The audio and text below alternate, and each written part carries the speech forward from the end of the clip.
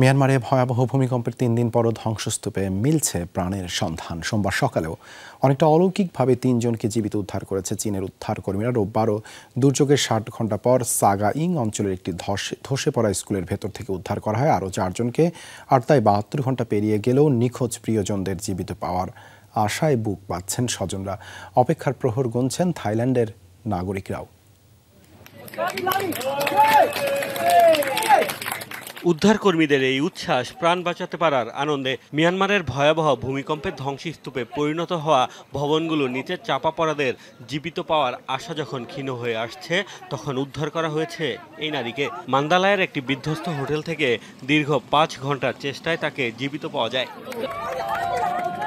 একই হোটেলের ধ্বংসস্তূপে জীবিত মেলে ৩ জন। ভয়াবহ ভূমিকম্পের পর পেরিয়েছে ৩ দিন। সম্ভাবনা কমে আসলেও এখনও জীবিতদের খোঁজে প্রাণপণ চেষ্টা চালাচ্ছেন উদ্ধারকর্মীরা।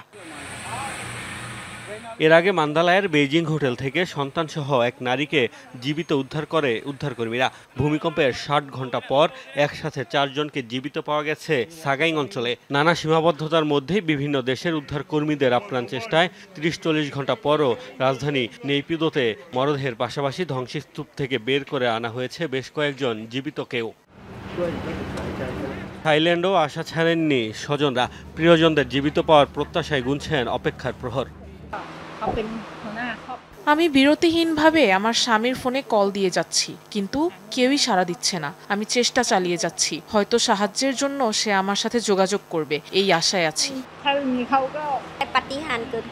অপেক্ষা করছি, এখনো আশা হারাইনি। তাকে খুঁজে না পাওয়া পর্যন্ত আশা হারাতে চায় না।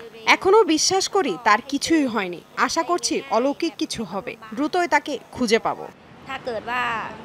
থাইল্যান্ড ও মিয়ানমারের উদ্ধারকর্মীরা ছাড়াও ধ্বংসস্তূপ থেকে জীবিতদের উদ্ধারের চেষ্টা চালাচ্ছে চীন, রাশিয়া, ভারত সহ বিভিন্ন দেশের উদ্ধারকারী দল।